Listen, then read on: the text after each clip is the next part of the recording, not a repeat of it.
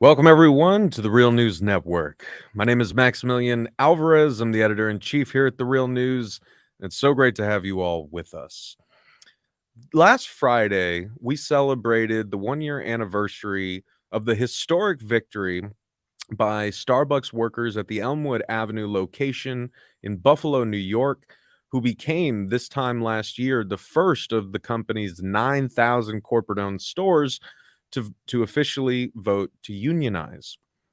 Since then, the rank and file organizing by Starbucks Workers United and rank and file Starbucks workers around the country has been truly awe-inspiring.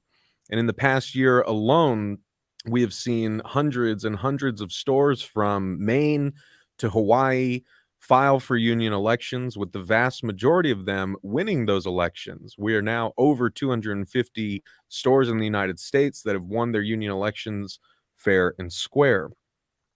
The public support of the Starbucks workers has been tremendous, and the success of this organizing effort, in no doubt, in no small way, has played a part in inspiring other workers in other industries to ask, why not us? Why can't we do something right here in our own workplace to make things better? And we have now seen workers banding together and organizing and fighting for what they deserve in places like Chipotle, Trader Joe's, Home Depot, rideshare drivers, healthcare workers, education workers, so on and so forth. We are truly in a critical moment for working people. However, the ruling class and the bosses are not just going to take this lying down, as we have seen. What I want to draw everyone's attention to is the fact that a really concerning trend started to develop in the second half of 2022. We went from the number of new union election filings for Starbucks Workers United dropped precipitously from over 70 in March to just around 10 in August. And that's because of Starbucks's vicious, blatant, and illegal scorched earth union busting campaign, but also because, these struggles take time. They are knockdown, drag out fights that require all of us to be constantly vigilant, to constantly show up for one another, and to be there when it counts the most, like when workers are being harassed, surveilled, even fired for engaging in union organizing activity, or as has been the case at Starbucks, as has been the case at Chipotle and elsewhere, managers can even go nuclear and close stores or unionized shops in purported retaliation for organizing activity. And so, if we want to see this movement grow, if we are firmly convicted that it is going to be working people rising up and standing together and pushing their own needs and priorities and demands on the ledger of society's priorities, we need to be the ones to support one another and build up that strength. And we need to see these struggles through and make sure that our fellow workers win.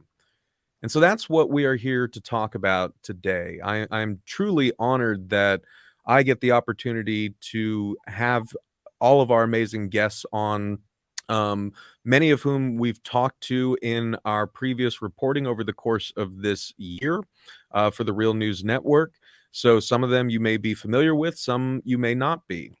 But what I think it is truly a special occasion that we are able to share this space together here on the Real News Network YouTube channel with our amazing guests to learn more about their struggles, get updates on the state of those struggles, and to talk through what we all can do better to support one another, what we have learned from this past year, what victories we can celebrate, what hard won lessons we can carry over into our organizing and our struggles in 2023 and beyond. And so I'm going to introduce you to our incredible panel in 1 second. But before we get rolling, again, I just wanted to thank you all for being here. Thank you for watching. Thank you for caring about this stuff. And thank you so much for supporting our work to cover these essential struggles and more over the course of the past year. As you may be aware, it is December. So, like every other organization, we are in our end of year fundraiser. It is because of you all, the viewers who support us, that we are able to bring you consistent coverage about the strike at Warrior Met Coal in Brookwood, Alabama, the struggle for unionization at Starbucks and Chipotle and Home Depot and elsewhere, the strike at CNH Industrial or the University of California. All of that work, of course, takes time, money, and resources. And it's because of you all and your support that we are able to do this work. So please, if you can, head on over to therealnews.com/support and become a sustainer of our work. If you can, donate monthly because it really helps. Subscribe to our YouTube channel, subscribe to our newsletter so you never miss a story. And thank you all so much who already support us in the work that we do. It truly makes a difference, and I can't thank y'all enough. All right. So that is enough from me. Without further ado, I have the tremendous honor of welcoming our incredible panel of working people, love warriors, as our brother Cornell West would say, fighting the good fight in different corners of the country. And they're the real stars of the show today. So I'm so excited that we're all here together. We're going to get to hear from them, and they're going to get to talk with one another over the course of this live stream. And just a final reminder to everyone watching, we will be taking questions from our viewers in the latter portion of this live stream. So please drop your questions that you want our amazing panelists to discuss in the final 30 minutes of this live stream. Please put those in the live chat, and we will try to get to as many of them as we can when we enter that portion of the live stream. All right. So without further ado, I want to go around the table and actually ask our incredible panel of guests if they could just give a quick introduction to the good Real News viewers and listeners. Tell us who you are, where you are, and what struggle you are currently involved in. Yes, my name's Braxton Wright. I'm a member of UMWA Local 2368 at a Warrior Met Coal in Brookwood, Alabama. We have currently been on strike at Warrior Met Coal for 622 days, just trying to get back some of what was taken away from us in a 2016 bankruptcy contract. While on strike, I went to work at Amazon in Bessemer, Alabama, where they were fighting for a union organization there. I helped out some with that. And this is my wife, Hayden. Yeah, so my name is Hayden Wright, and I'm one of the UMWA auxiliary presidents here in Brookwood. I also teach high school English and theater, so I'm also involved in that side of education as well. So, yeah, like Braxton said, we've been on strike for 622 days. This is the longest strike in Alabama history. It's one of the longest ongoing strikes in the country, and it boils down to corporate greed. It boils down to people who aren't willing to negotiate. So we appreciate being on tonight and are looking forward to sharing a little bit about the strike and the solidarity that we've seen throughout. Hell yeah. And now why don't we go to my man, Marcus. Also, I just want to say for everyone watching and listening, if you heard my Working People interview with Marcus, which was a great interview, you may have also noticed that I consistently mispronounced his name throughout the whole goddamn thing. So I'm admitting in front of God and everyone that that was my bad. This was Aaron kind of thing, but his name is not Marquez, it is Marcus. So Marcus, take it away. It's all good, man. Marcus Derby, UAW, Local 807, Burlington, Iowa. We've been on strike, I think it's 226 days now, against Case New Holland Industrial. We're on strike fighting for better, insurance, wages, a work-life balance. That's one of the biggest things, overtime, excessive, insatiable overtime. We got a company that is super, super greedy, a wealthy company, the second or third largest ag company in the world that exploits labor, pays the cheapest dollar that they possibly can. And, we're just trying to get some of our life back and we're just trying to get back to the negotiation table so we can get back to work.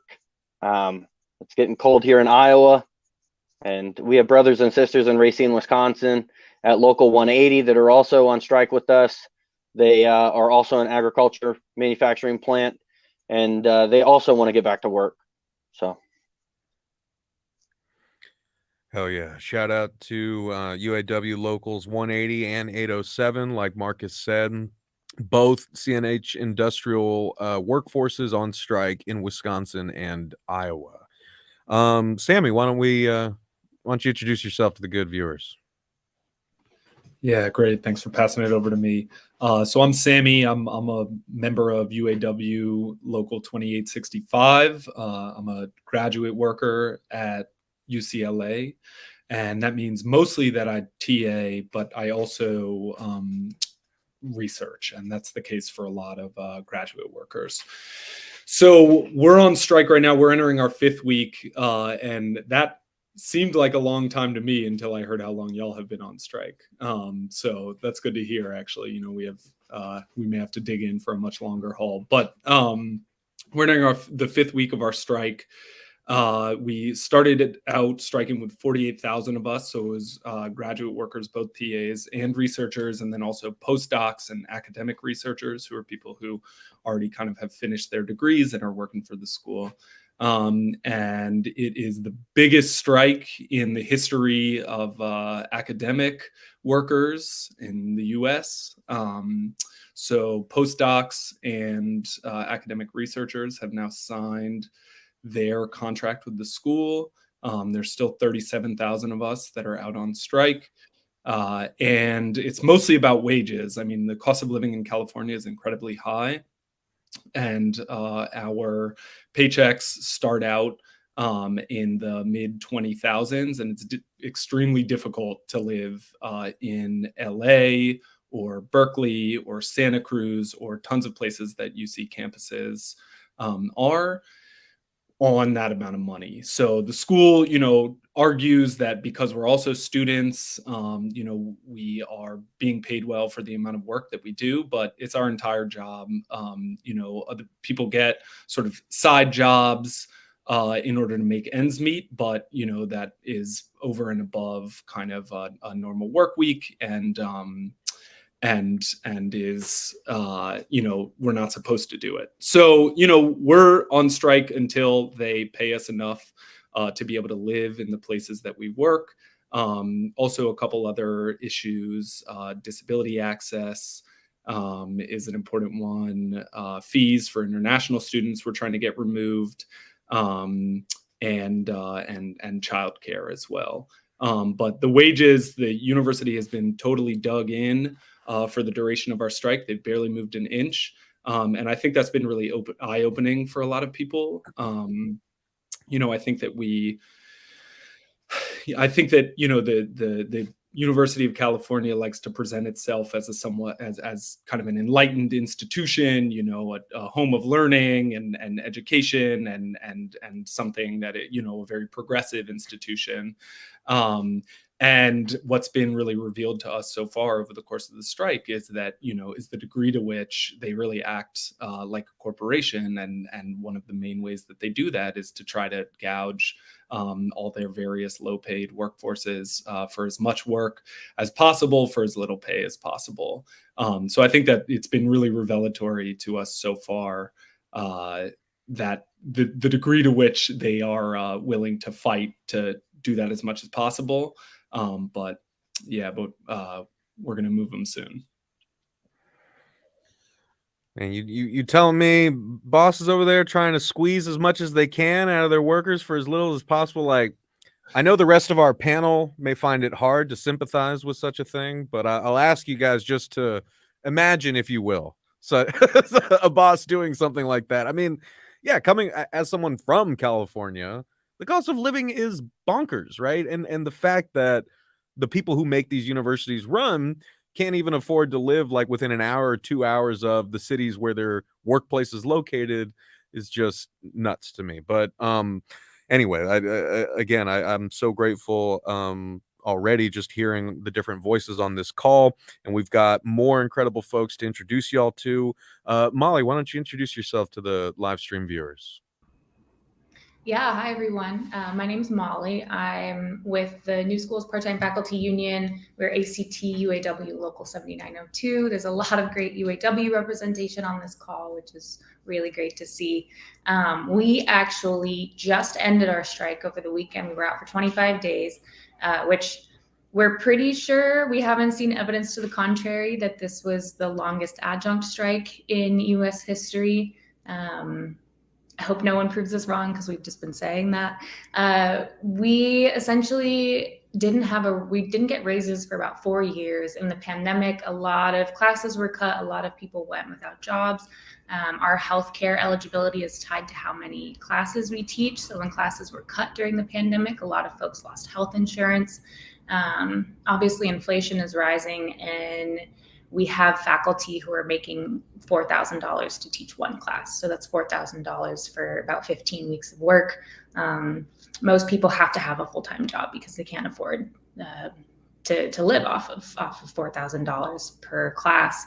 The people who are doing the part-time work full-time we've heard that they tend to just be working for health insurance. They end up, after healthcare premiums are taken out of their paychecks, making some people $18 a paycheck.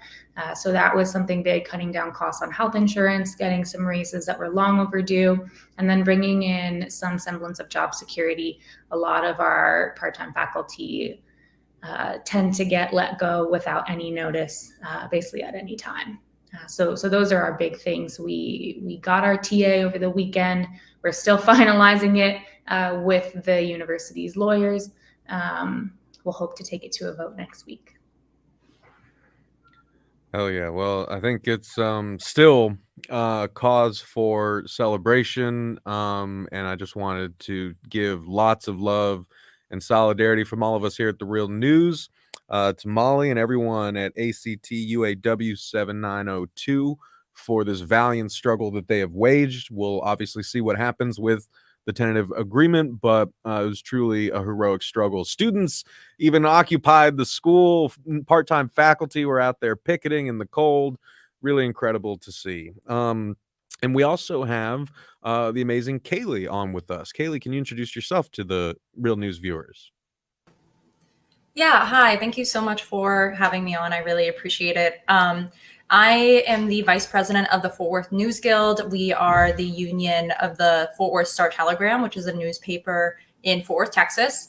And we have been on strike. This is our third week. And someone else said this too, but that seemed like a long time until I heard the other number of days on here. So, I mean, kudos to you guys, because this has been very difficult, as I'm sure you all know. We unionized 2 years ago because, like journalists across the country, we've seen our newsroom decimated by for-profit companies that want to make money off of our newsrooms without investing in local news. And the Star-Telegram, for example, used to have 400 employees in the 90s. Now we have 32. So we were bought out by a hedge fund 2 years ago and decided we needed to unionize to protect the newsroom from further layoffs and buyouts and have livable wages. That's something that has driven a lot of people who have dedicated their lives to the Star-Telegram and serving this community away from news entirely, because they simply cannot afford to raise a family, plan for retirement on a journalist's salary. So we have been fighting for 2 years for a fair contract with our parent company, McClatchy. We have seen absolutely no movement from them. And since we have been on strike, they immediately retaliated against us by, within 6 hours of us announcing the strike, they cut off all of our health care, which we will not have back until January at the earliest if we come off strike by then. They posted our jobs online, and they locked us out of all of our work computers.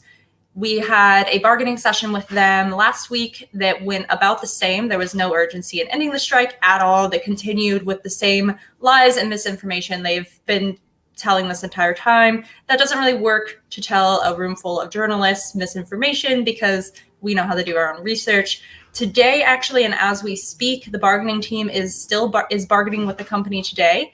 And we have finally seen a little bit of movement. But we're not hopeful that we'll be able to get everything that we need. And we'll continue to fight because, as I said, we've just seen journalists be forced out of this industry across the country. And we want to continue to serve the Dallas-Fort Worth community for years to come. We cannot do that if we don't have livable wages and benefits that make sense for the long term. So that's where we're at. And I'm so happy to be on this call. Thank you again. Well, we're very honored to have you with us, and we're sending nothing but love and solidarity to you and everyone down there at Fort Worth, Texas, at the Star Telegram. Also, you know, there's so many folks we wanted to have on this call, but we can only have so many.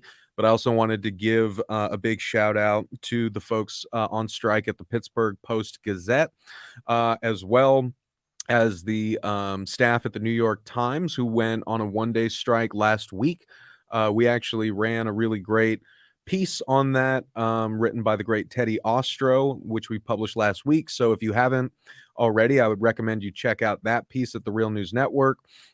Also, we wrote, we published an incredible piece by the great Miles Hamburg at the beginning of the New School strike. So if you want more background on what was going on at the New School, I would recommend that you check that out. And we actually have an update that we're going to publish from Miles by the end of this week. Okay, so our final guest, we were having some internet issues, but I really, really hope we can get him on if we can. Matt, can you hear me? And if so, could you introduce yourself to the good Real News viewers and listeners? I can hear you, Max. Can you hear me okay now? Yes, brother, I can. I apologize for the issues that we had there earlier, and thank you for your patience on that. My name is Matt Parker. I'm a locomotive engineer for Union Pacific Railroad out of Sparks, Nevada. We, unfortunately, are not on strike. Many of you have probably heard through the media of what's taken place, but may not know the actual mechanics of it. We had been at the bargaining table with the rail carriers for over 2.5 years. Our last contract expired at the end of June in 2020. The rail carriers were not bargaining in good faith with us. They have no cause to, because they hold all the cards in bargaining under the provisions of the Railway Labor Act, which is much different from the National Labor Relations Act that most people work under. And it is meant to prevent strikes. And as nationalized as the carriers have become now, railroaders have not been allowed to strike for over 30 years. What happened was we came down to the verge of self-help twice. The first time under the Railway Labor Act, President Biden appointed a presidential emergency board to hear arguments from both sides and make recommendations as to what our contract should contain.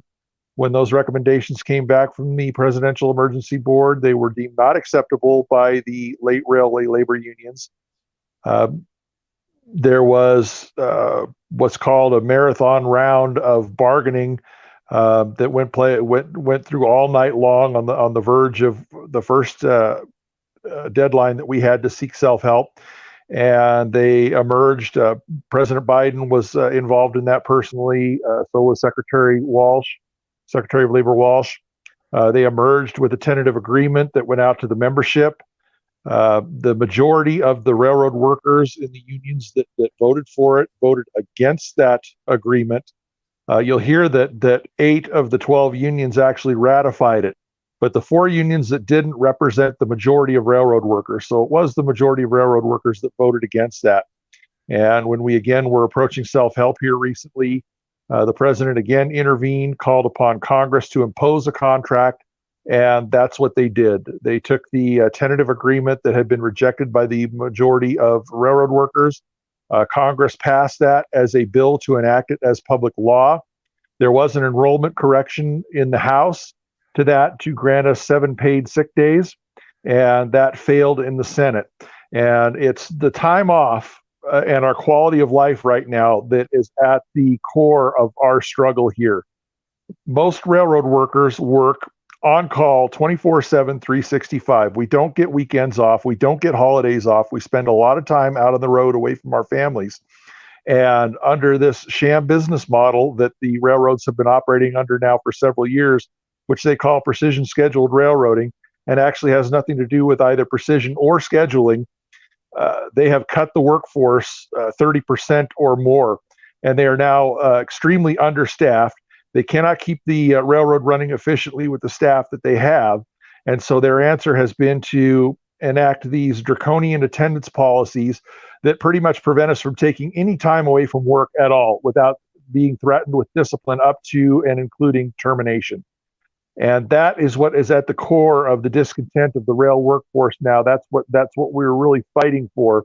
And that's what came down to the attempt in the House of Representatives anyway to give us 7 paid sick days, which, as I stated, failed in the Senate. So the contract that was imposed on us does not include any real sick time, paid or unpaid at all. So we continue to fight that struggle, and we're 2 years away from our next round of bargaining. We'll see what happens, but it was very disappointing that we did not get the backing of the administration and Congress in this. Rail labor basically got pushed into the corner and became a victim for, quote, the greater good. And unfortunately, that's the way things have been going for us for over 30 years now. Man, disappointing is an understatement. And I know, knowing Matt, I know he's being kind, because there are innumerable expletives that I want to just shout into this microphone right now. But you guys were railroaded. You guys were fucked. I mean, like, you know, we all saw it, right? I mean, we've been covering the crisis on the railroads here at the Real News all year, myself and my colleague Mel Buer. And again, thank you to everyone for supporting us so that we can do that work. And thank you to Matt and everyone at Railroad Workers United, without whom we wouldn't have been able to have access to so many great rank and file worker voices. We wouldn't have been able to try to educate the public about what was going on and fill the gaps that mainstream media has been leaving, in its piss poor coverage of this issue throughout most of the year. But yeah, we can't just kind of say, throw our hands up and say like, oh, better luck next time, right? As Matt said, the struggle on the railroads, the struggles that everyone is involved in here very much continue. And again, that's really what we're here to talk about today, is like, what can we all do as fellow workers, as supporters, as consumers, to support one another and make sure that we win these fights and learn these lessons from the struggles we've all been witnessing and taking part in over the past year. And so before we get to that, right, because that's going to be the big final portion where we talk more about what folks can do to help. But by way of getting there, I wanted to sort of go back around the table again and talk a bit more about the nuances of these struggles and give people a sense of what it's been like to wage these strikes or these, years-long bargaining sessions, approaching a strike like Matt and the railroad workers have been doing. Just to give, folks watching and listening more of a sense of actually how connected a lot of these struggles are. Like, obviously, they're going to be very specific issues that y'all deal with in your respective workplaces. So if you can, please let us know a little more about that.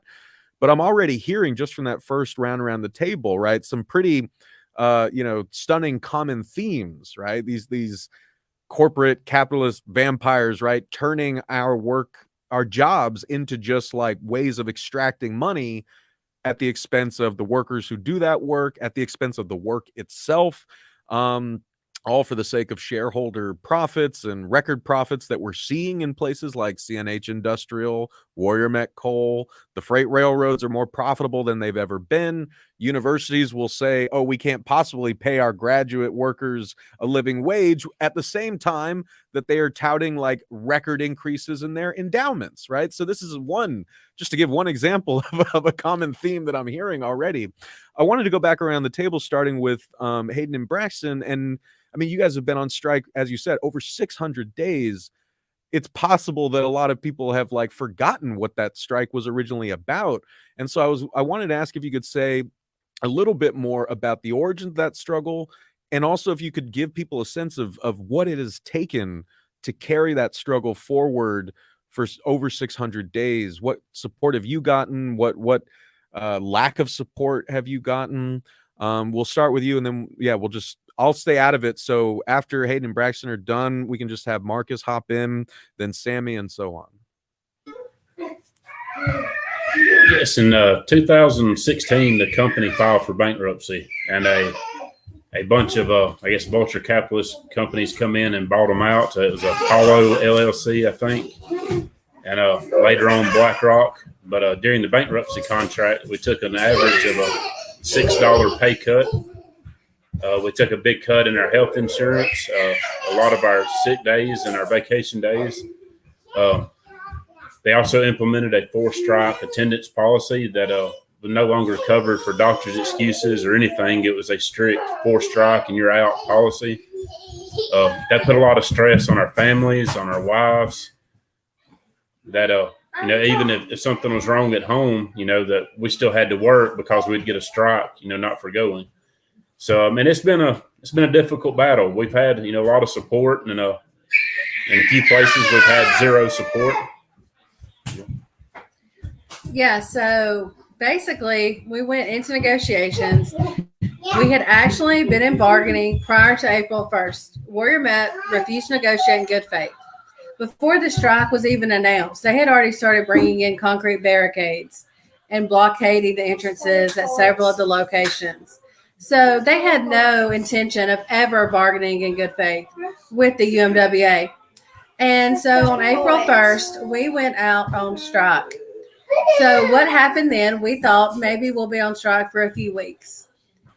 Well, a few weeks into the strike, we were presented with a tentative agreement. It was basically a slap in the face. It basically offered nothing that addressed the concerns that we had, that we'd been living under. It didn't offer improvements within insurance, which is one of the big things for our families. It didn't do anything to address the strike policy. It increased it, they said, to 6 strikes, but then they said you could have penalties. So starting at strike 3, they could suspend you for at minimum up to a week. That'd be a week without pay for your family. And our spouses were working 12 hours a day, sometimes 7 to 12 days in a row, with no time off for their families. It was a huge burden, not just for them in the mines, but everyone at home. So while we've been on strike, Bryson's gone to Amazon and was working there to help with RWDSU organizing. And I think that's really a testament to what it means to sustain yourself and being able to strike for this long, is that RWDSU has shown up for us. We've shown up for them even as recently as Black Friday, going out and picketing with them in Bessemer in front of Amazon. Starbucks here in Alabama has shown up to us at rallies. We actually did 2 sit-ins with them when they were doing their organizing drive. So I think it's forgetting this idea that your abbreviation defines you as a union member and realizing that we're only going to win. We're only going to take back power when we all come together and we're willing to fight for each other. So yes, being on strike, especially for this long, is hard. But that doesn't mean that we can stop showing up for other workers who are pushing for better too. So I think that's been the big takeaway lesson for me, is how much solidarity plays a role, not just in organizing, not just in being an active union member, but in really when you're striking, that's what sustains you.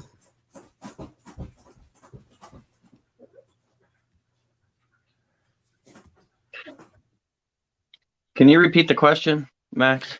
Yeah, just if you could say a little more, Marcus, about kind of like where these strikes came from, like, the sort of things that you and your coworkers have been dealing with on the job or with management that, meant that hitting the picket line was the only option.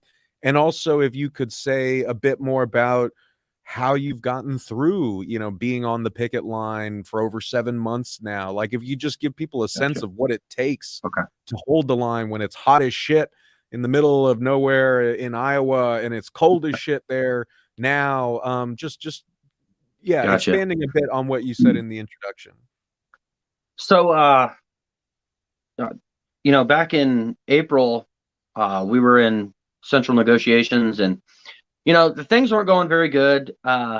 We spent quite a few days where, passes were made early in the morning and we'd sit at the table and, it'd come like 5 o'clock in the evening and the company would be like, oh, we'll come back to the table tomorrow.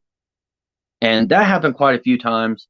And, we got the sense that this isn't really going too great. Well, closer to the deadline, April 31st, that last few days, things started to catch up and they started to kick up and make some headway. The last few days of the month, we made a 24-hour extension, and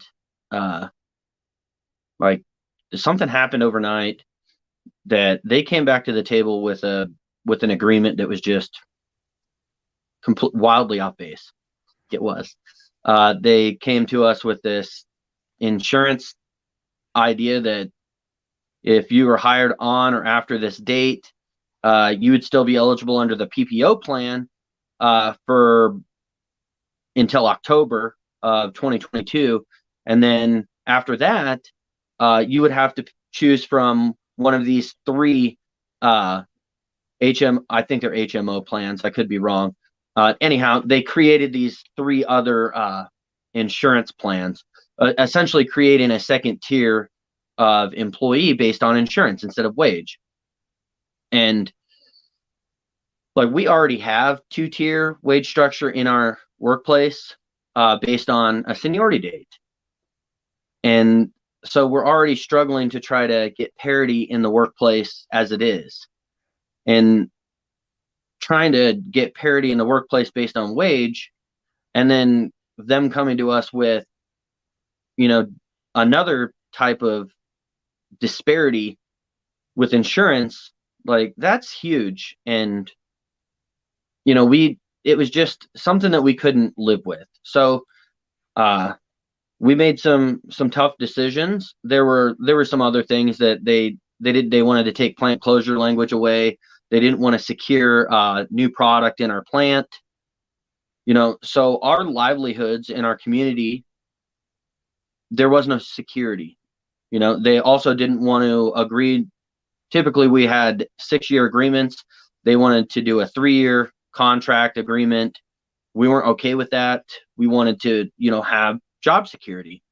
3-year cycles that, you're bargaining more consistently.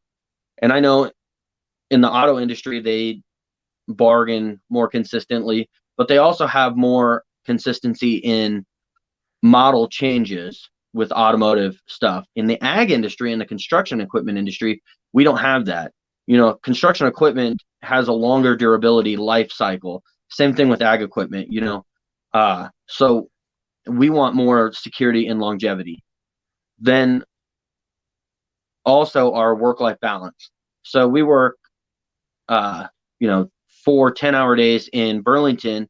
In the Racine plant, they work 5 8-hour days. In the Burlington plant, a big thing for us is that work-life balance. So, I have 2 young children. So if I get mandatory overtime on a 10-hour day, they can mandatory me for 2 extra hours of the day. So that means I get a mandatory 12 hours. Well, if I got basketball practice for my son on Monday afternoon, and basketball practice is from 6 to 7:30, I'm not going to be able to take him to basketball practice. I have to find somebody else to take him to basketball practice. Furthermore, if I have to pick him up from school because school's out at 3:30, well, that's all fine and dandy, but what if I had a young child that wasn't in school yet? I have to drop my child off at 5 in the morning before I go to work at 6. Well, the state says that you can't have your child at daycare for more than 12 hours. Well, the work-life balance, well, there's legalities here too. So the company was exploiting some things that were not okay. And we were trying to get them to listen to us, and they were not willing to sit down and actually listen to us. So we made that tough decision that we were going to go out on strike for the best interest of our members. And, it's been tough. It's been really tough. We still haven't got a tentative agreement at all this whole time. 226 days, we still haven't got a tentative agreement. Since October 1st, for the most part, they haven't sat down and talked to us at all. Not one time. We've made calls to them to try to talk, but they're not responsive. They're always busy. They're always got something going on. That's what happens when you got a greedy company. I heard you guys talking about BlackRock Holdings. You know, ironically enough, you say that that is one of the largest shareholders in Stellantis and CNH Industrial. It's kind of weird. Kind of weird. I wonder if they're just trying to break unions in the United States. They also own a third of the United States gross domestic product. It's really cold in Iowa. It really is right now. And these guys and gals out here are struggling. They are. This Sunday it's supposed to be 20 degrees. I think the last time Max and I talked, it was 12 degrees outside. Next week it's supposed to be, you know, really, really cold, and the wind chill is supposed to be a lot colder. Our brothers and sisters in Racine, Wisconsin, they're already starting to get those negative temperatures. They can't have any shelters. They can't have any fires. So it's going to get really, really, really cold, and it's going to get tough. And, you know, we're going to struggle, and our members are going to struggle, and our families are going to struggle. You know, we're going into holiday season. And the company doesn't give a shit.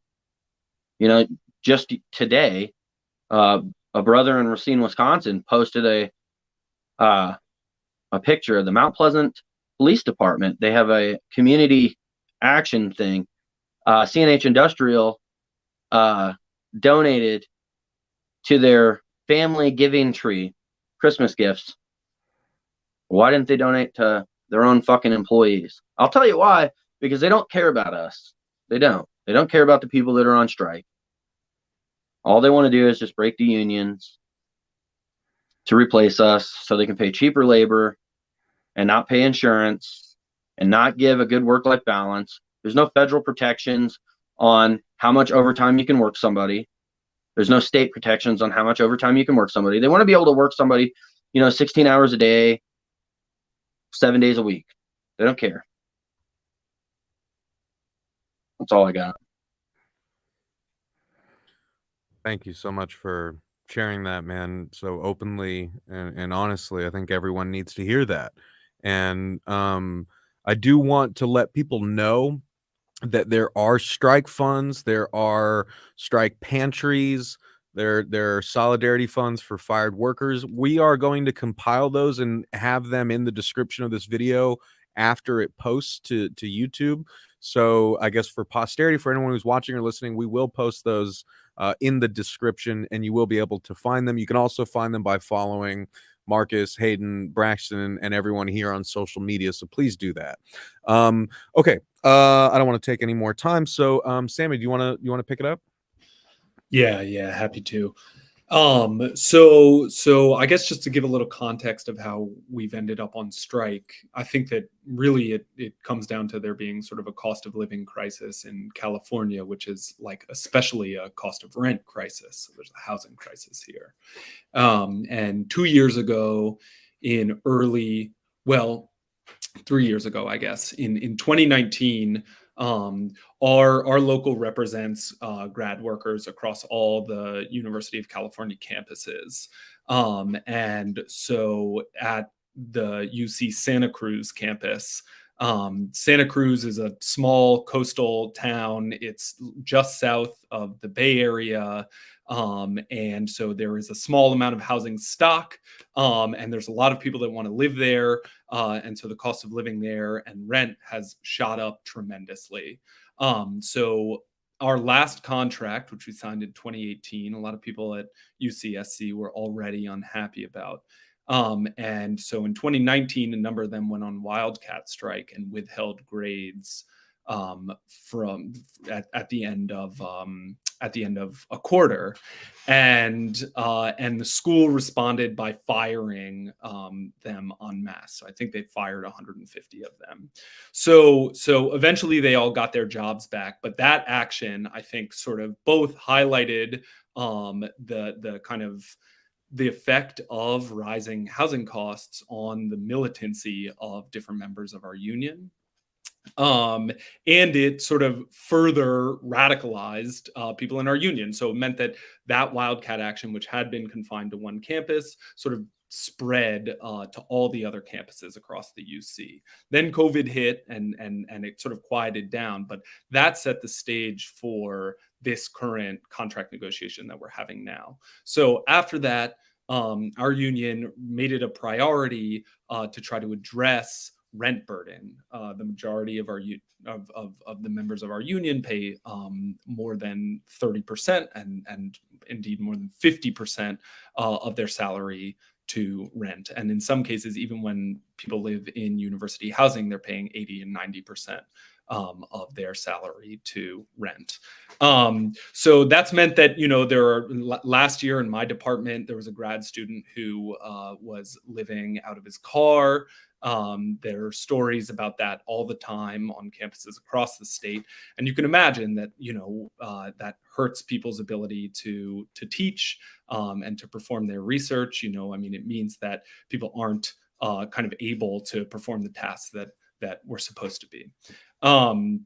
But what I will say is that, so we came in, we really wanted to make it a priority to try to address rent burden, and the school's total unwillingness to kind of meet us at all halfway to try to help us escape from rent burden has in some ways been a boon for us as organizers.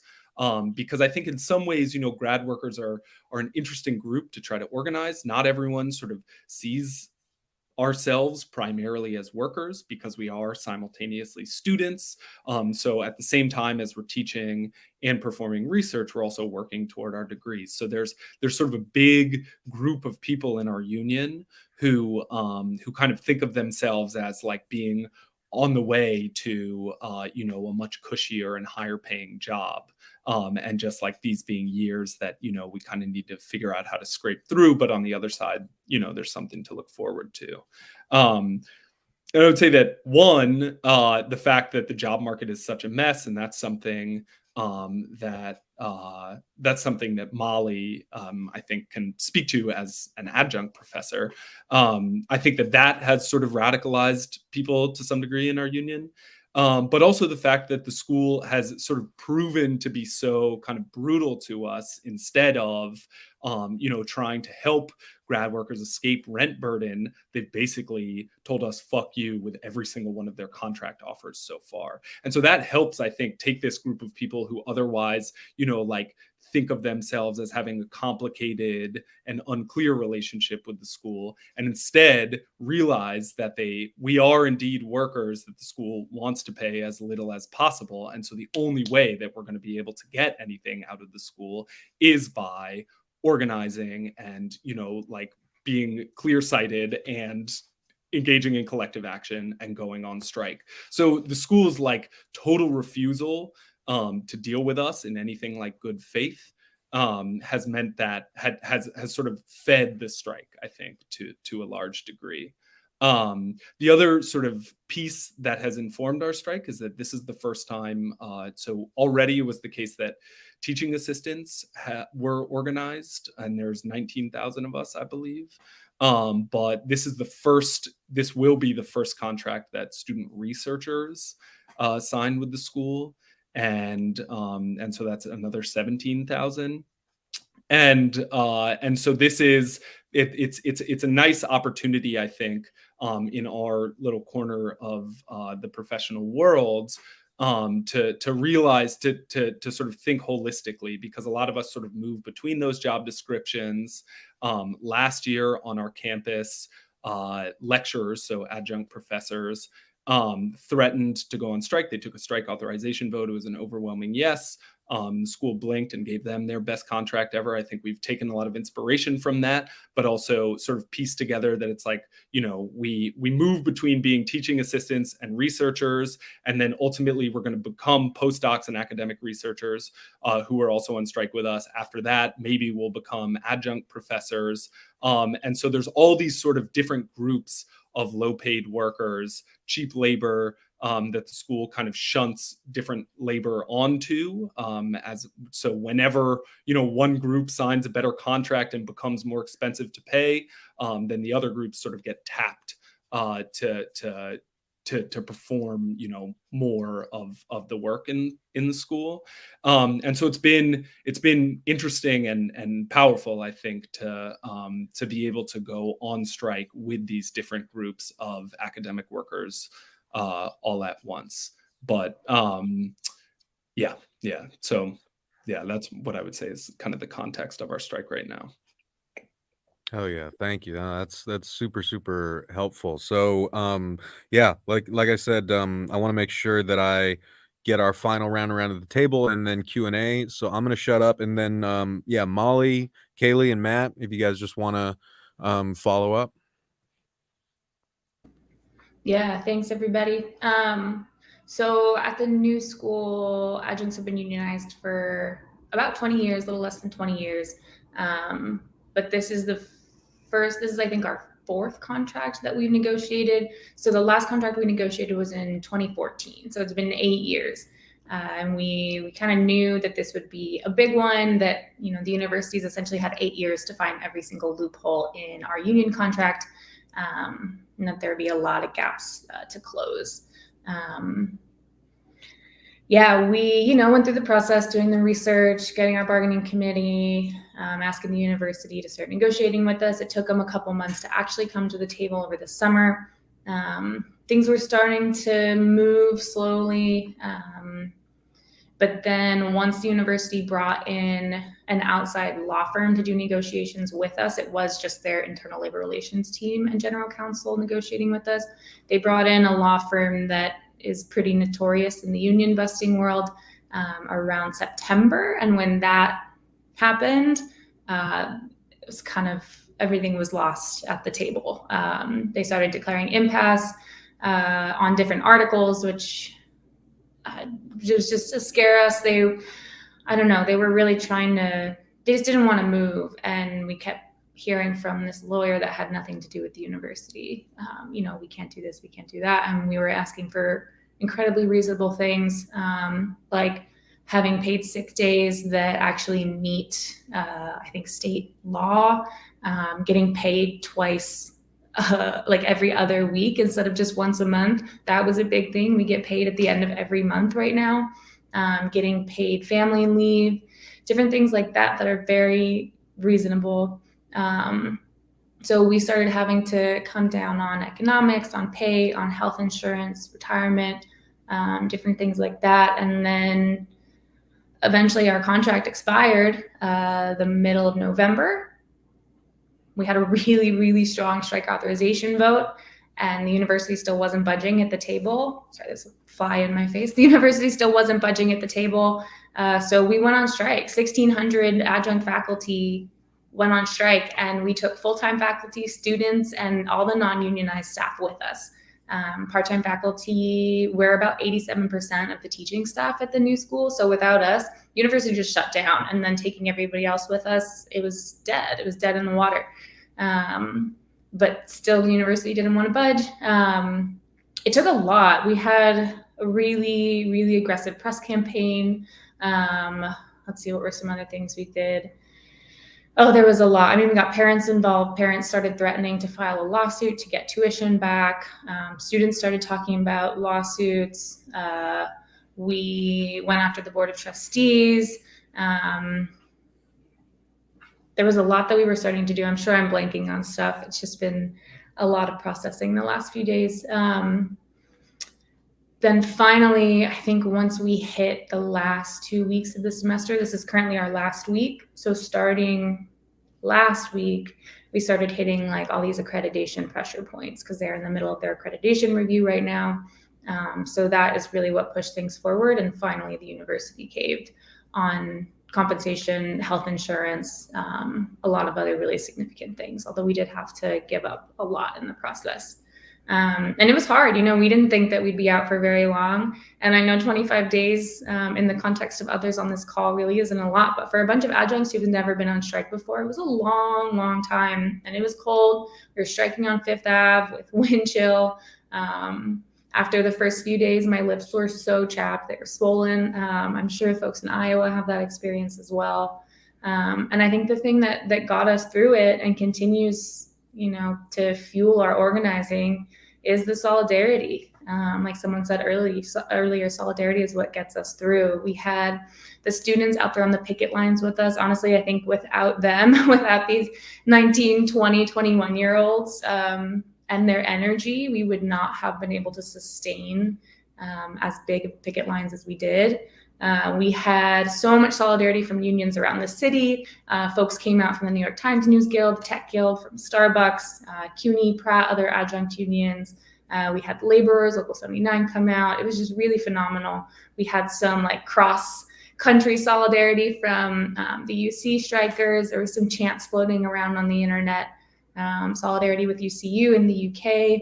A lot of that really, really kept us going. And and now the students are occupying one of the main buildings on campus. And this fight, now that we have a TA, is kind of in their court, calling for a coalition. We're calling for the ousting of the president's executive leadership team, of the board of trustees, and trying to get some real institutional change.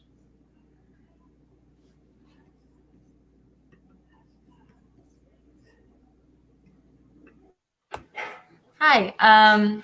Yeah, so this, like I said, the strike really, I think you have to go back a few years of what's been happening in the journalism industry to kind of get into the context of where we're at now. Like I said, there have been so many layoffs and buyouts and people lost in the journalism world in our local newsroom over the past few decades. Since I've been here about 4 years. I saw so many older colleagues who had to leave because they don't make enough money. They hadn't gotten raises in decades. New reporters would come in and there'd be a very high turnover because the burnout in journalism is already has been very intense. But as newsrooms shrink and journalists get more and more put on them, they're covering a beat that used to have a whole team of reporters and now it's just them. Then, we see way more burnout with no raises and not a lot of benefits. And it's unfortunately easy to exploit young journalists, especially journalists of color and women, other minority groups, because you're kind of taught in journalism school that the point is to be passionate about it and the pay isn't what matters. And of course, that's kind of just capitalist propaganda to make us work for free. But so anyway, like I said, we unionized 2 years ago. We were the first modern Texas newsroom to unionize.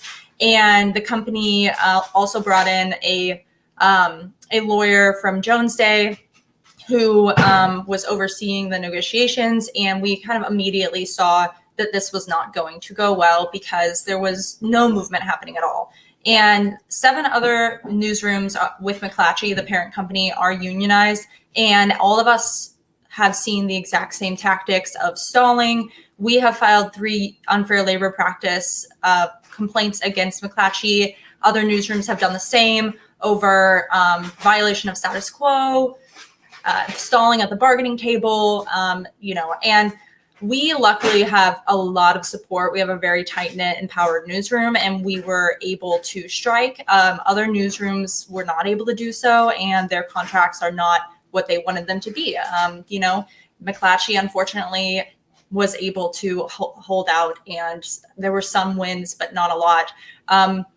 And the benefits that we have had, just to give background on that too, like we did not have parental leave or paid parental leave at all at McClatchy until the Miami Herald pushed for that. We currently still don't have it at the Star Telegram because we're in status quo. And the retirement plans are just really poor. Some of the policies that the company refused to move on still, for example, are with paternity leave. They're saying that the birthing parent should get less amount of time off depending on how the birth occurred. So they would like people to have more time for C-sections, less time for a natural birth, which would require people to have to tell the employer how they gave birth, which is just a very gross violation of privacy. So we're seeing those kind of things, that it's just kind of nonsensical ways to cut costs. And, it became very clear that they did not care about their workers or newsrooms, at least these upper management folks. So we tried a lot of different things like people have talked about on this call. We sent letters and we did fundraisers, pickets, social media campaigns, and none of it was really getting through. And we had seen the exact same proposals just over and over. Our bargaining team would do all this research on our wage proposal, for example, of what the cost of living is like in Fort Worth, which has skyrocketed in the past few years. It's one of the most expensive cities now to live in, but we have not seen any cost of living raises, I think, ever. So our bargaining team would put together these very thoughtful proposals and send it over, and the company would cross out virtually everything and send back, in some cases, existing company policy. And that would happen over and over. We gave them our wage proposal 6 months ago, and they just countered today for the first time. So there was just no movement happening. Our bargaining team said that we probably have run out of movement at the bargaining table. We're basically bargaining with ourselves, and it is really hard to get journalists to the point to strike, because a lot of us do care so deeply about what we're covering. And we really believe in the importance of local news for our community, covering elections and COVID and all these other issues. But we also realize that the legacy of our newspaper is at risk if we do not get some livable conditions here. People are going to leave, and the retention rate is just going to continue to get worse. So like I said, we actually didn't have to authorize a strike because we're not officially due paying members yet. So we basically just did more of like a strike pledge. 91% of our members opted to strike, and we started that. Like I said before, the company retaliated immediately, taking away healthcare, which was a big blow to people, because while we knew that was a possibility, it was still very swift. And we expected the Pittsburgh Gazette, for example, their healthcare was not revoked until I think 4 weeks into the strike, but ours was gone immediately. We have a man he's talked publicly about this. He's recovering from a stroke, and he was obviously very panicked and stressed. He has all this stroke rehab he still needs to do. So it's been disheartening to see that from upper management, of the continued lack of urgency in getting us back in the newsroom. We want to be covering the community and serving the community. We have a nationally looked upon trial happening here right now, and we haven't been able to cover it. But we, as other people have said, have seen so much community support. ACL-CIO has been incredible. Their president in Texas talked with us and spoke at our bargaining session. We've seen representatives speak out for us, but I think most powerful of all is the community itself here, who has unsubscribed from the Star Telegram, sent letters to our editor demanding that we have better conditions, and talked about how much local news means to them. That has been really heartening. We have a strike GoFundMe, and that got way more donations than we ever imagined. We were able to put people on Cobra immediately so that they were able to get those healthcare benefits. So that's been really incredible. We still, unfortunately, did not see urgency from the company at all. We offered to bargain with them every single day, and they didn't talk with us until the second week of our strike. And as I said earlier, we saw the exact same stuff. I mean, and there are other units that have gotten more than what they're offering us currently, who are, live texting us saying they're telling you they can't give you this thing, and they gave it to us 2 months ago. So at that point, we felt that it was basically just retaliation. They don't want to reward us for what they see as disruptive behavior. Luckily today, we did see more movement, like I said, and we're really, really hoping that the company does the bare minimum that we're asking for here, and we're able to, invest in our local newsroom instead of being pushed out of it.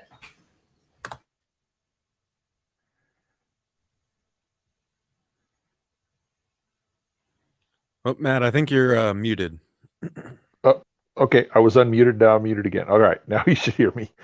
What I find very interesting about this conversation is that you've got 6 people here representing different segments of the workforce, and yet the struggles that we're all facing are so common in so many ways. To hear what's going on at Warrior Coal, it sounds so much like what we're dealing with here at the railroad.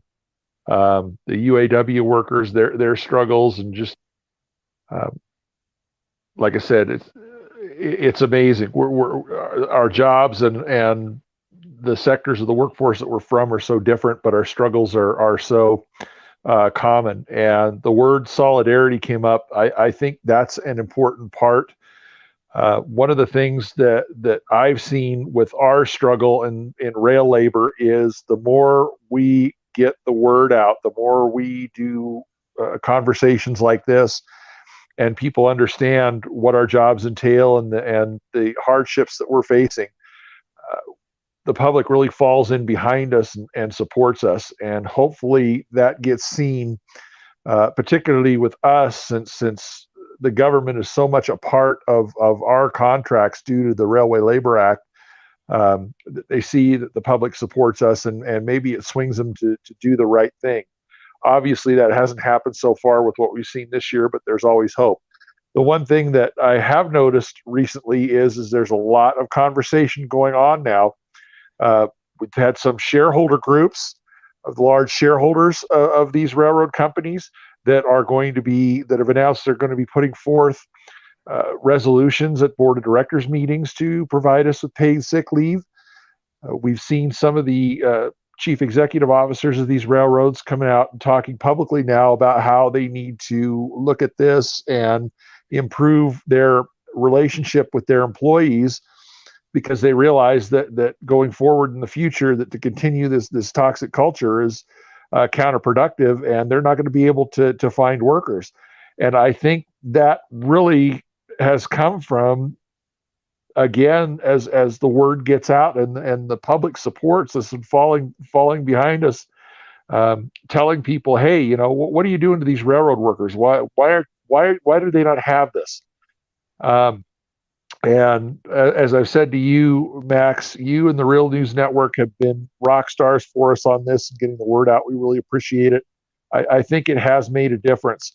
And hopefully the others in the other unions and the other sectors of the workforce see that as well. One question that I do have is, where the hell is the Biden administration in all this?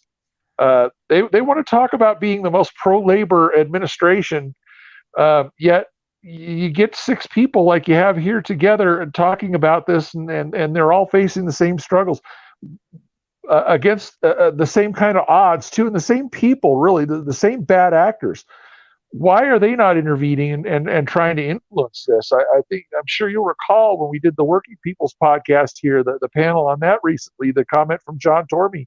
You can't convince me that the guy who's in charge of the nuclear arsenal can't bully a few CEOs into giving these things up. What are they really doing for the workers?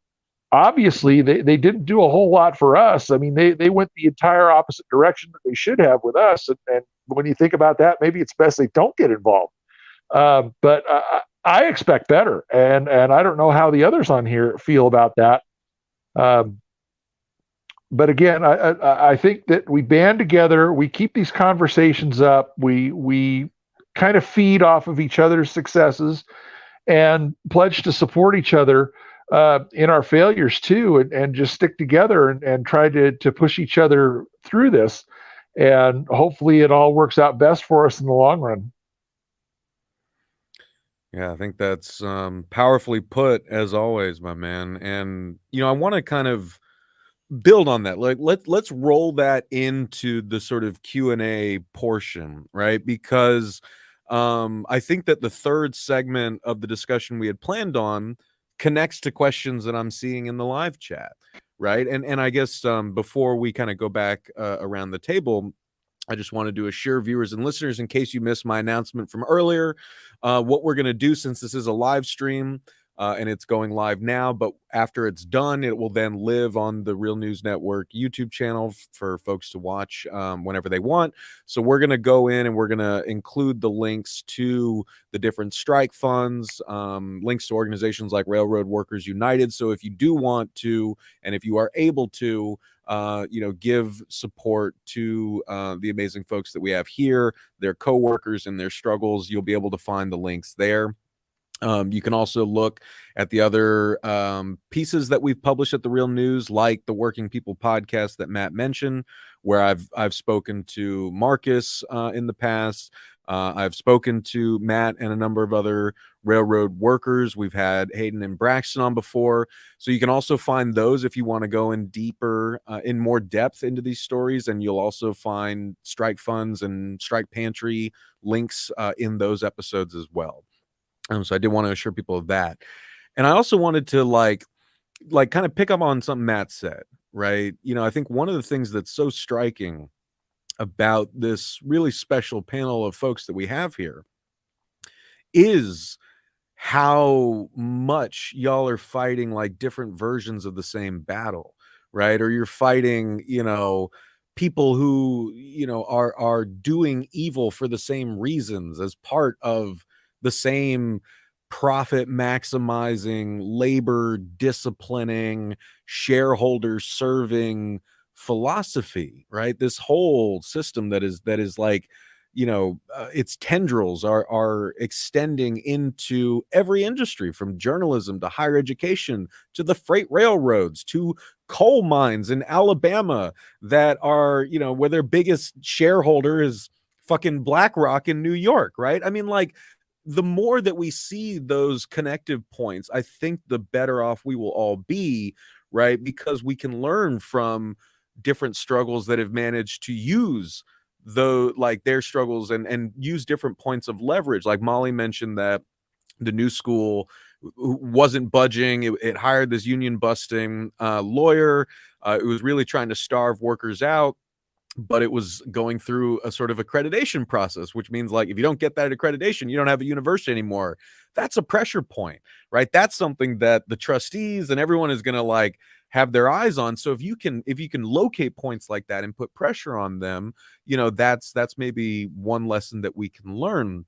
But also, like, you know, I wanted to highlight again just some of the kind of commonalities in what folks are describing, like the issues that working people are going through that have pushed them to the point of hitting the picket line and staying on the picket line even for multiple years.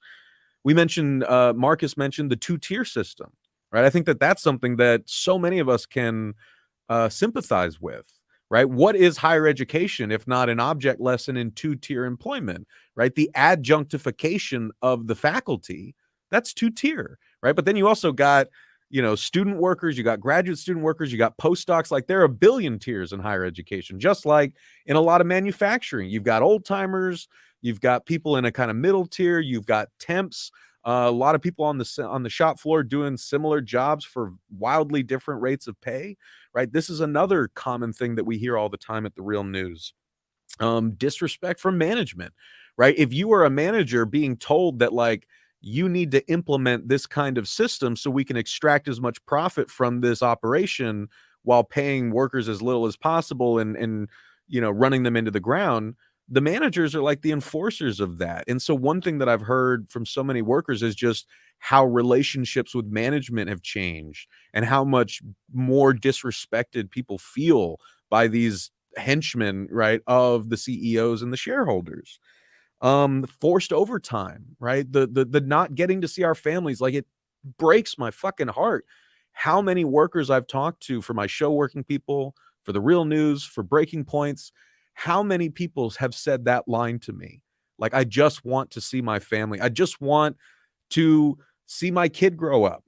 I want to be able to go to my parents' funeral instead of working myself to the bone. Like, this is a real crisis that people are facing in so many different industries.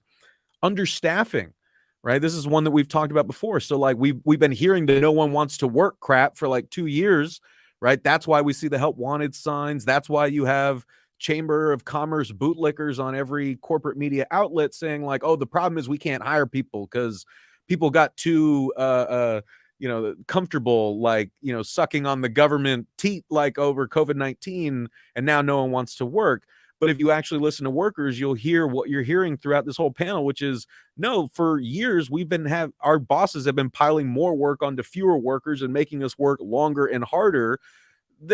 They're causing the staffing shortage, right? You want a perfect example? Look at the railroads. They can't hire and retain people for shit.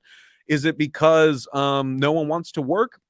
Or is it because the railroads have made a once good job a totally miserable experience where you're on call throughout the year? You don't get to see your family. You get treated, you get disrespected by management, so on, and you don't get any sick days, so on and so forth. What the railroads also won't tell you, or what they tried to hide until like we exposed it, is that they have been cutting their workforce year after year.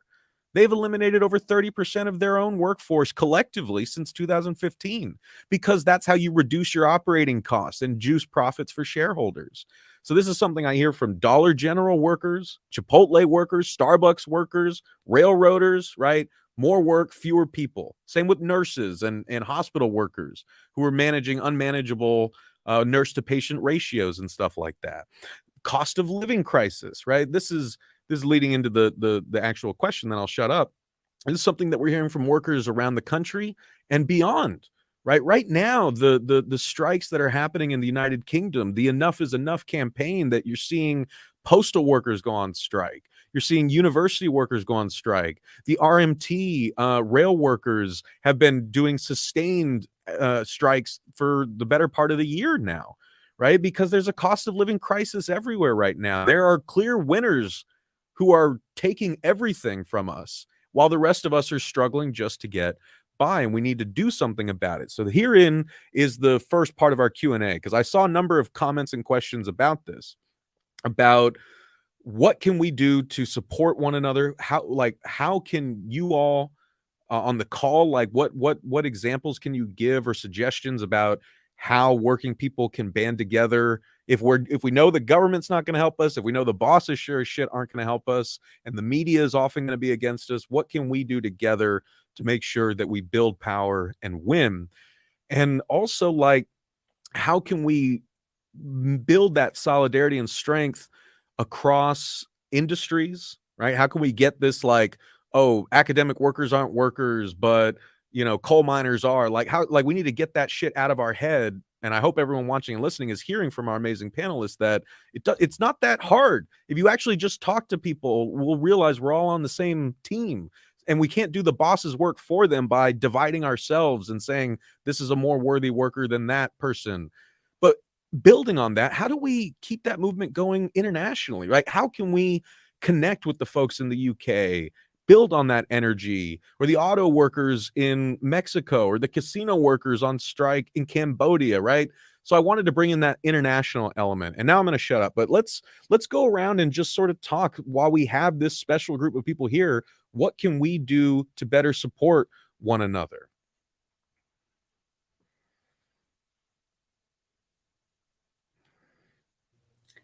I'll go first. I think that the big thing to realize is our thoughts are connected. That if you isolate yourself, you're doing yourself a disservice, and you're doing your union a disservice. You're doing the workers a disservice, because you can't fight a company that's a multi-million-dollar industry alone. You can't. You have to have the support of your fellow workers. We've seen that here in Brookwood. AFA, USW, Starbucks Workers United, RWDSU, almost all the unions have shown up and stood with us on the picket lines. They've shown up for rallies. They've given that support and encouragement, both in person and by helping contribute to the strike fund. We're actually incredibly fortunate. So 266 days on strike is a long time, and it's hard. It means sacrifices. It does. When you're fighting capitalism, you have to make sacrifices. There's not going to be a way to sugarcoat that for people, and that can be scary. You're going to have to play roulette with your bills on which ones you can pay. You're going to have to say no to your kids more than you ever have. You're going to have to do without things that you were used to having. But it's a just fight, and it's a worthy fight. It's not something you can be afraid of. Because if we let, as union members, if we let these corporations, if we let these vulture capitalist private equity groups come in and do this to workers and communities, when we have unions in place, what's the workforce going to be like for those who don't have the luxury of having that representation? So we're not just fighting for our families, we're fighting for all families. We've been fortunate, again, because the UMWA does have a militant history. We know the history of our union. We remember Blair Mountain. We remember Met One. We know Mother Jones. And we take strength from that. We remember Pittston. So our union actually has a large strike fund. So our families have been getting support throughout our strike because we paid into a strike fund, and our other locals pay into a strike fund. So if your union doesn't have that, that is something that when you're in a situation like we are here, you do have the power to strike longer because it does give you some support. Our unions also provided health care for families, which is huge. So even in the midst of this fight, I've seen beautiful moments. Going and standing and picketing on Black Friday at Amazon with those workers and hearing their struggles. And you would think, I work in education. Here in Alabama, we're not really allowed to have a union. We're not allowed to go on strike. We're not allowed to even discuss those things, or we could be penalized. So I see that side of it and value the UMWA and their fight even more. And all of you on this call, I know what you're doing is important, and it is hard. It is sacrifice, but it is important, and it will create change. And that change will come if we do like we are tonight. We're showing up for each other, and we're seeing that this myth that people have created against blue collar and white collar workers, all it was is a myth. It was meant to make one group of workers feel superior to the other, and for the other group to feel bitter, to keep us from coming together and fighting for each other. And we're only going to see the changes that we need to if we're all willing to take a stand and say enough is enough. And all workers, no matter the industry, I don't care if you're a sex worker, you're a farm worker, you're a coal miner, and you say that you deserve a life. You deserve not just to survive, but to live and to thrive and to be able to spend time with your families. Every time that we see these companies posting record profits, those are stolen wages. And it's time that we take that power back. I also just want to quickly shout out that what you're seeing with Hayden and Braxton, I love these two so much. I mean, they have also been lifting their voices up, fighting this fight for 2 years while having a family, right? While Braxton's working at Amazon, Hayden's working at teaching. So I just also want to shout out all of you and really just commend your constant commitment to keeping the public informed about this while you're dealing with so much else. You guys are my heroes. Okay, who else has thoughts on what we can do to help one another both here and even beyond the United States? Max, I think it's a lot just being there for each other, and the word solidarity, I'll bring that up again. When the UAW workers at our GM parts facility here in Reno were on strike back in 2019, I went out, walked the picket line with them several days. I took pots of food out there, cooked for them, fed them. Myself and 4 of my brothers in the Brotherhood of Locomotive Engineers and Trainmen here in this area kicked in some money and paid rent for one of their members who needed it. It's tough. I've never been out on strike because, as I explained with the Railway Labor Act and everything, we don't get to do that. And that's unfortunate. It binds our power. But I've gone out and supported these other workers on strike, and it's got to be tough. You're walking away from your income. You're creating a lot of uncertainty, but you're doing it for the right reasons.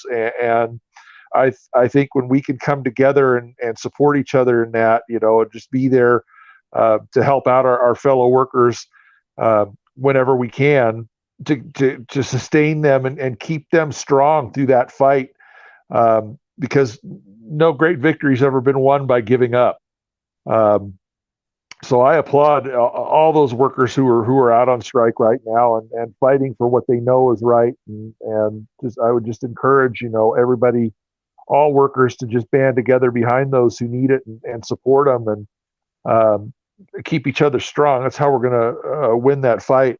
I also wanted to make the comment, I might be the old guy in the room here. I don't know. I find that's increasingly happening, and it kind of sucks. But at the same time, a friend of mine once reminded me, consider what the alternative is. Years ago, the Japanese culture was really pursuing, that you have a duty to your employer, you have a duty to your workplace, and you got to satisfy that duty above all other things. And we in this country looked at that and said, that's crazy. How could you live like that? That's just a real strange mindset to have. And it was actually the subject of a comedy film that some may remember with Michael Keaton called Gung Ho. That was about a Japanese company coming in and taking over a United States car manufacturing facility that had closed, and the clash between the two cultures and everything. Kind of a funny movie, but the thing is that we seem to have got the roles seem to have been reversed here. It's my understanding, and maybe somebody can correct me if I'm wrong, that the Japanese, after years, looked at that and realized that wasn't right and have gotten away from it. Yet that's exactly what we're doing in this country here. The bosses just expect more and more and more, and we've lost our humanity. And really, that's something I think that we should keep in mind too. That what we're fighting here is not just for our wages, for our quality of life, for our families and things like that. The things that we have, but it's our humanity that's at stake here too. Yeah, I think everybody said the word solidarity has been said so much, and it's really key. And Matt's talking about going to feed people on the picket line. We're talking about recognizing that we're all in the same fight.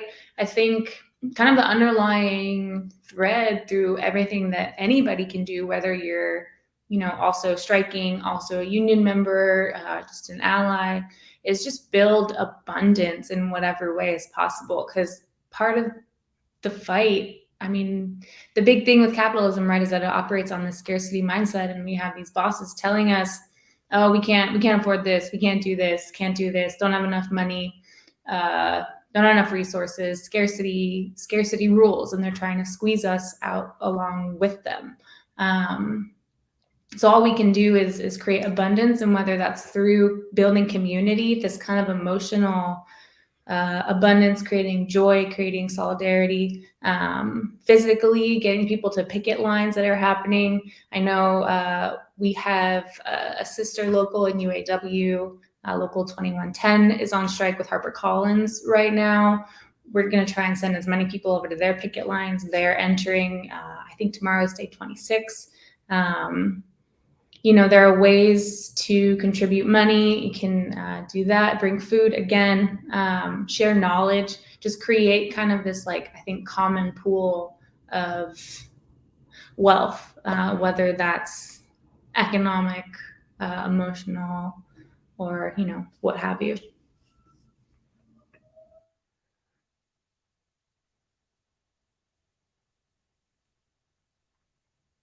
So I think I'm going to piggyback on the solidarity thing, right? We talk about it, and, we press that, and we press it, and we press it. And I'm going to piggyback on what Max was saying about, going international too. I think a big thing is, in order to push labor and to continue to press solidarity, it is an international thing. When we went out on strike, there were brothers and sisters over in the UK that also sympathy striked at some CNH plants over there. That was a huge show of solidarity. They didn't do it for very long, but they still did it. And, just having that support is monumental, right? Another thing, back in July, we had our constitutional convention, and I don't necessarily know how to say his name, but there's a labor leader in South Korea that was arrested last year for organizing illegal rallies during the pandemic. And we sent letters out, to the South Korean government to support freeing him from jail, because we felt that he was incarcerated illegally, as a show of solidarity. And And I think that those things are huge, from an international standpoint. Now, back to our thing, for us specifically in our strike, we've done some fundraising within our own local and internationally, regionally, where we did a school supplies drive that we got help from, locals from all over. We had a GoFundMe that helped get that done. So, back in August when school started, we didn't have members that were struggling to get their kids school supplies, and that benefited both of our locals. Right now we got a Christmas drive going, so it takes that financial burden off of our members. So then, like Braxton was saying about, going without certain things because you're on strike for so long, just that solidarity and being able to help each other out, it just helps alleviate some of that pressure that, your brothers and sisters are feeling, helping families that are struggling. We had a sister in our local that her car, blew up while she was coming home from, out of town. And she had I think she was 40 weeks pregnant. She was just about ready to have her child. She was, she had just been like 3 days past her due date, and her engine seized. And, one of our sisters in our local put out a jar. Everybody in the local is struggling, and we ended up raising $400 for her, and I know $400 isn't a lot, but when you're talking about people that are already struggling, being on strike, and people within the local itself helped another sister out in the local because she's struggling, that type of solidarity is, what helps keep the momentum going. I think the biggest thing, and it just goes for everybody, we need continued support. This might be old news, but, who it doesn't directly affect, but this is everybody's current reality. Like, this is our situation. Whether you haven't been here or not, this is our situation. We need your support. This goes for the whole panel. Every person here in our locals, we all need your support. We need this support. We need you to talk about our struggles. Because if we don't get you to talk about our struggles, you're going to become our struggle too. And that is the solidarity that we need. Thank you. I probably won't surprise anyone that I am also going to talk about solidarity here. But I think that something that I've learned from being on strike, this is my first strike I've been on.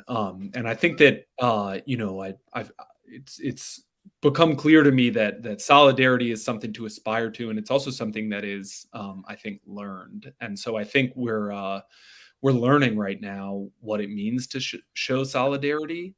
And so we've had both other unions around here have showed up to our picket line. We had a big rally today. AFSCME came out in support. AFT came out in support. But not only that, we've also we've been kind of expanding the strike by asking other unions not to cross our picket line. And the University of California is such a big and kind of complex employer that it interacts with all these different unions. And so one of the kind of exciting things that's been happening is that Teamsters said that they would respect our picket line. And so we started picketing at delivery docks.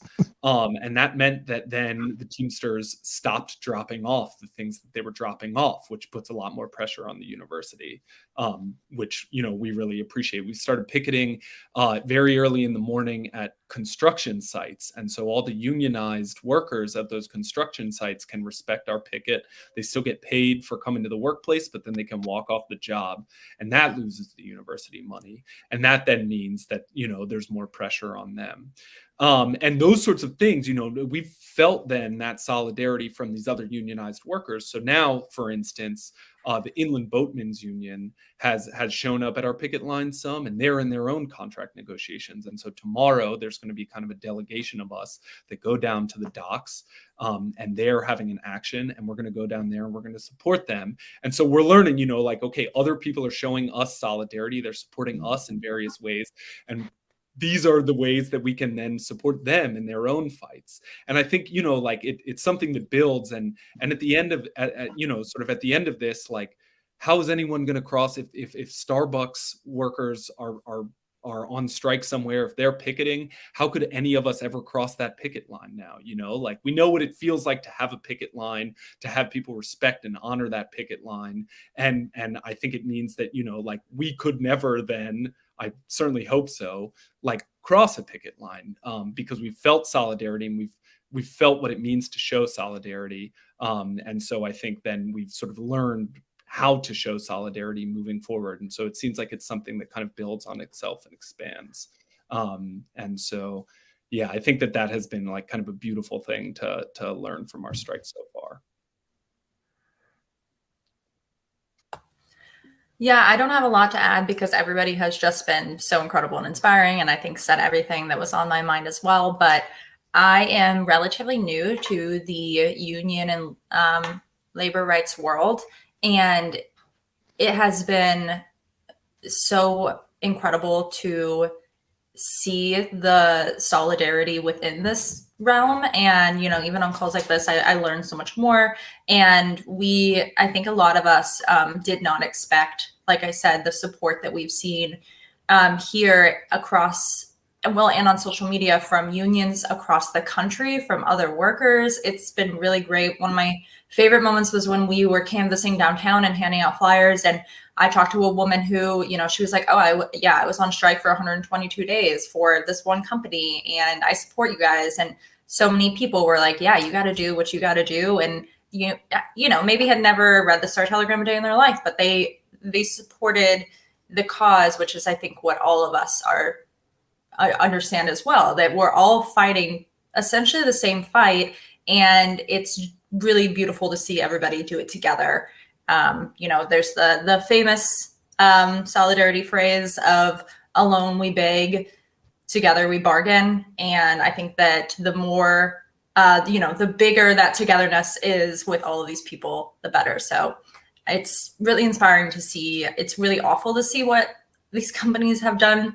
But I really believe in the power of the people, and these movements are the future and hopefully paving a better future. Hell yeah.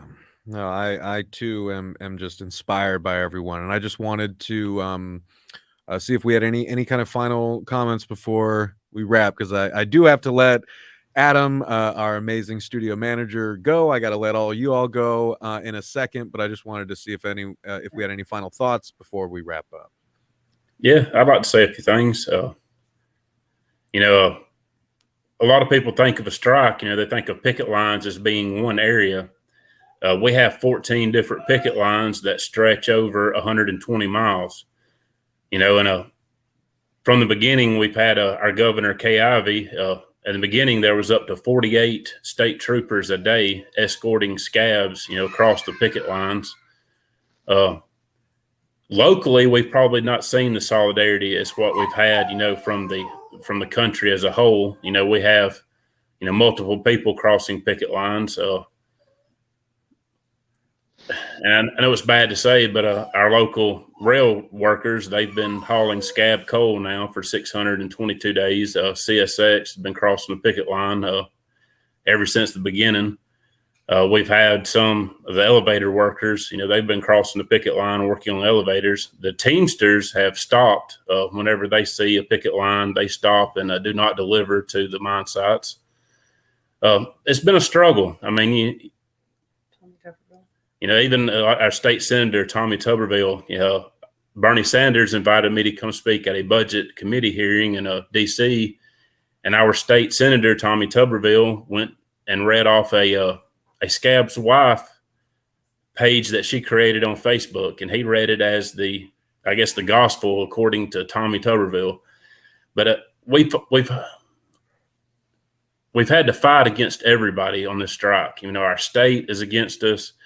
The judges, we've had these incredible injunctions that's been thrown at us. We even had one that was a temporary restraining order. So from around November of last year until February or so of this year, we were not allowed to go to a picket line. And then they finally eased up some, and now we are allowed 8 people on a picket line, but only 2 cars.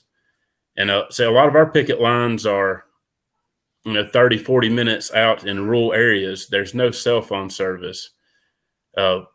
When you only have 8 people on a line and you have several hundred scabs passing by, it's not safe to not have a vehicle, or it's not safe to not be able to talk to people or call whenever you do need help. So our fight's been kind of localized just to us, and into the solidarity we've seen come in from across our country and from all over the world. Really, it's just been so amazing that. And it's also disappointing that we've not had the solidarity locally, like some of the other people, stated. It's really, it makes things hard, but at the end of the day, we know we have to fight this fight, because if not, they'll just keep taking, so much more away from us that, that it's going to be worth it at the end of the day. Hell yeah. Well, again, I genuinely cannot thank all of you for giving us so much of your time amidst your busy schedules, with the strikes going on, with Scab Joe breaking your strike in front of the nation, with local politicians and others abandoning you. I mean, we still have a long way to go, obviously. I think everyone here is very clear-eyed about that fact, and I imagine everyone watching and listening is as well, right? We're not in any sort of position to just sit on our laurels here, because again, as I started the live stream by mentioning Starbucks, right? Just as an example, we can't forget about all of them. I've been talking to worker after worker who's gotten fired for just the most bogus of reasons. Now they can't pay rent, right? Now they've lost their health care, right? Or maybe they had their stores closed, right? And what are they supposed to do after that? Right. I mentioned that again, just because I want to make a final appeal to everyone watching and listening about our investment in this, because our guests have just, you guys are all fighting so hard, and you've been doing it for so long. And I am so touched and honored that we got to share this space together, lift up your respective stories, talk about how we can all support each other as we move forward. But I guess for all of us, who maybe aren't in a union, all of us who aren't on strike or don't imagine we're going to go on strike, but we want to help. As we say all the time here at the Real News Network and on my show, Working People, no one has to do everything, but everyone can do something, right? You don't have to take on the world yourself, right? What I hope is coming through in this live stream is that together we are so much more powerful than they are. There's so many more of us than there are of them. And so we got to lean into that power. We got to lean into that, collective power. Oh, I think I can hear someone coming through. Sorry. So every little bit helps, right? Even I know that everyone watching probably wants to give to every strike fund they can, but you don't have a lot of money, right? So do what you can, but then spread the word. Try to bring other people into the movement. Try to get other people to donate, or even just keep this stuff in the public eye. Don't let the news cycle make us all forget about it after this week, right? We can't just get excited every time a new Starbucks store or a new strike, in a different part of the country crops up on our news feeds, and then we forget about it afterwards. We have to commit. We have to dig our heels in. We have to be there and see these struggles through, because that is how the movement grows. The more that Hayden and Braxton and everyone at Warrior Met Coal win then the next mind to go on strike will be that much more emboldened to fight harder, right?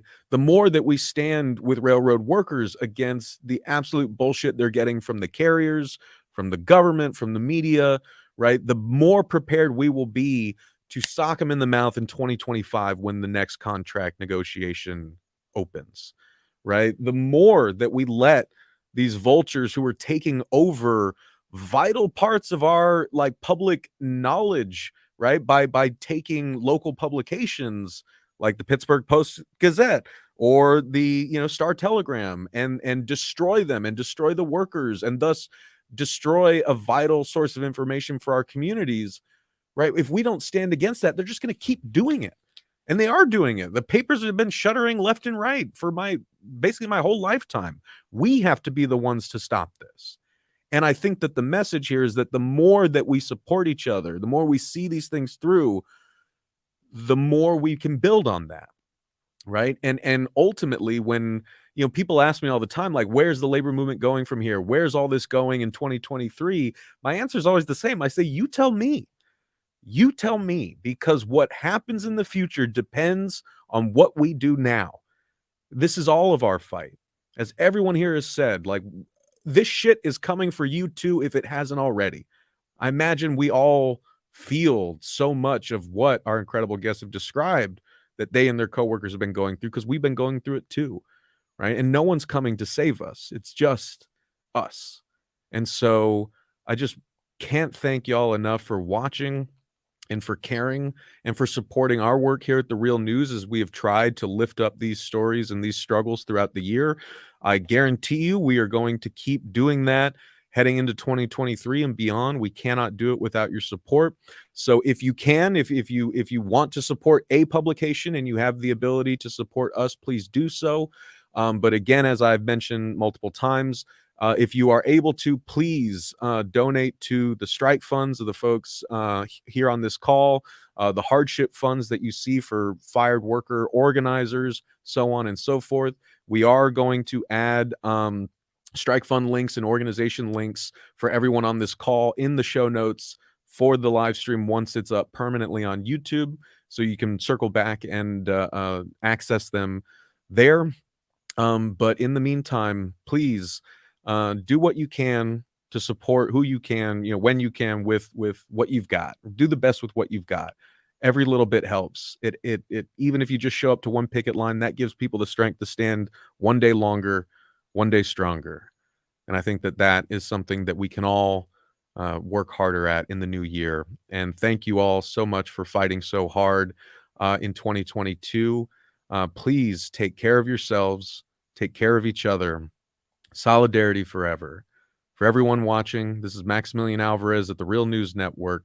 Again, before you go, head on over to therealnews.com/support. Become a monthly sustainer of our work so we can keep bringing you important coverage and conversations just like this. Thank you so much for watching, and happy holidays.